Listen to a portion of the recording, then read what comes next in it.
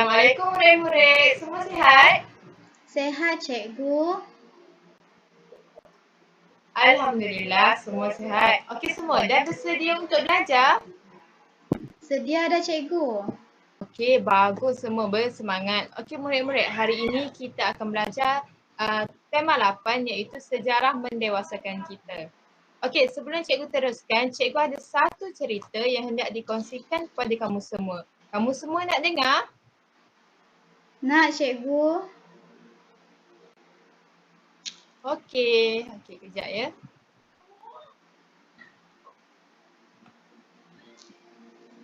Cerita yang cikgu akan ceritakan ini bertajuk Batu Belah, Batu Bertangkup. Cerita ini bermula dengan kisah Mak Tanjung, seorang ibu tinggal bersama anak-anaknya, melur dan pekan di kaki Bukit Berapit. Sejak suaminya meninggal, Mak Tanjung menjadi muram dan pendiam.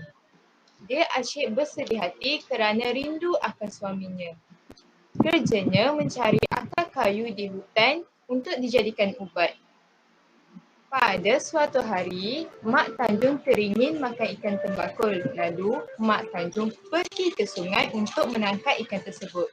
Dia begitu gembira apabila berjaya menangkap seekor ikan tembakul dan membawanya pulang ke rumah. Sampai di rumah, Mak Tanjung terus memberikan ikan tersebut kepada anaknya Melur untuk dimasak. Masaklah ikan ini Melur. Setelah masak, kamu simpan sedikit ya untuk Mak. Mak ingin makan telurnya, kata Mak Tanjung. Kemudian, dia keluar mencari akar kayu. Apabila telur itu masak, Melur merasingkan separuh telur ikan tembakul buat adiknya dan ibunya.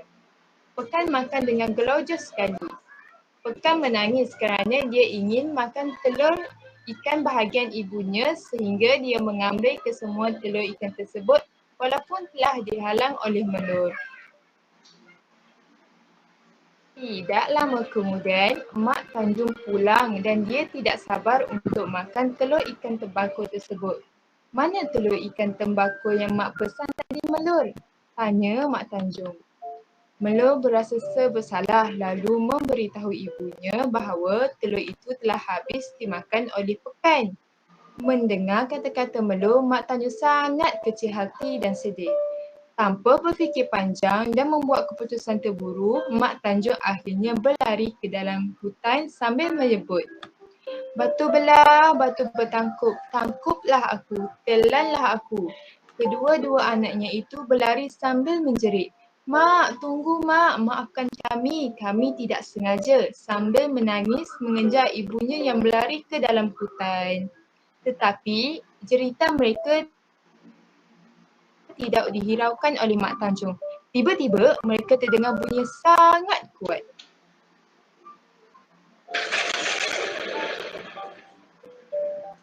Batu itu telah terbuka dan memakan Mak Tanjung. Semakin kuat Melur dan Pekan berlari untuk menahan ibu mereka, namun apakan daya, nasi sudah pun menjadi bubur.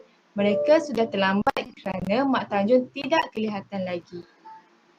Okey murid-murid, best tak cerita tadi?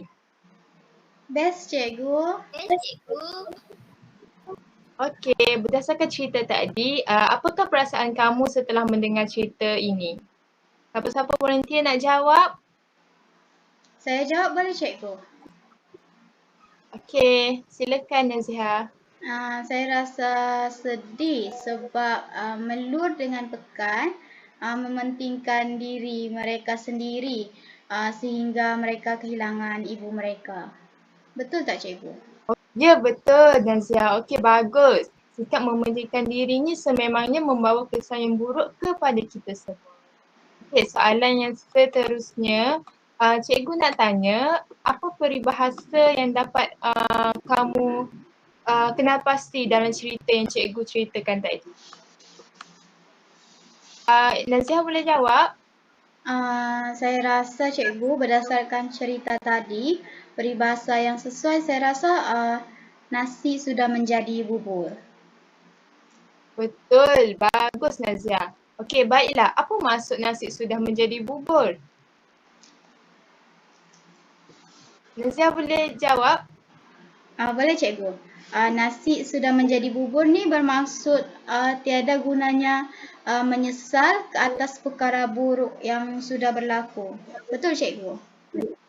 Ya, betul. Terima kasih Naziha. Peribahasa nasi sudah menjadi bubur ni sangat sesuai dengan apa yang telah terjadi kepada Melur dan Pekan kerana mereka mementingkan diri dan tidak mendengar akan pesan Mak Tanjung sehingga Mak Tanjung berasa kecil hati tidak dapat makan telur ikan tembakau tersebut.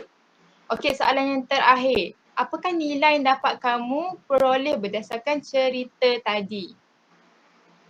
Ada siapa nak jawab? Saya jawab boleh, Cikgu? Okey, boleh. Okey, nilai yang saya perolehi ialah kita hendaklah menghormati kedua ibu bapa kita. Kita hendaklah menjaga perasaan ibu bapa dan kita haruslah berfikir sebelum membuat sesuatu keputusan. Bak kata pepatah, berfikir sebelum berkata, berunding sebelum membuat. Okey, terima kasih atas jawapan dan peribahasa yang kamu berikan sebentar tadi. Okey, baiklah murid-murid ingat Nilai-nilai dan peribahasa yang kamu perolehi ini dapat kamu gunakan dalam membuat karangan. Cerita Batu Belah Batu Bertangkut ni mengajar kita agar patuh dan menghormati ibu bapa kita supaya kita tidak menyesal di kemudian hari. Okey, sebagai contoh cikgu bagi karangan berkaitan langkah bagi mengatasi masalah sosial dalam kalangan pelajar. Mereka yang patuh dan menghormati ibu bapa ni membolehkan kita menghindari diri daripada masalah sosial seperti dadah, vandalisme dan sebagainya. Okey kelas, kalau semua dah bersedia, kita akan mulakan sesi pembelajaran kita sekejap saja lagi. Kekuatan dalam seinduksi yang saya jalankan adalah saya dapat menghayati dan menghafal cerita yang saya sampaikan kepada pelajar dengan baik. Kemudian bagi kelemahan pula adalah intonasi penceritaan yang kurang memuaskan, mungkin disebabkan oleh intonasi penceritaan yang menata. Yang kedua adalah penggunaan bahasa campuran Inggeris seperti best, volunteer dan sebagainya. Dan yang terakhir adalah penggunaan video animasi yang kurang menarik, mungkin disebabkan oleh warna dan juga pergerakan dalam video animasi tersebut yang agak terhad.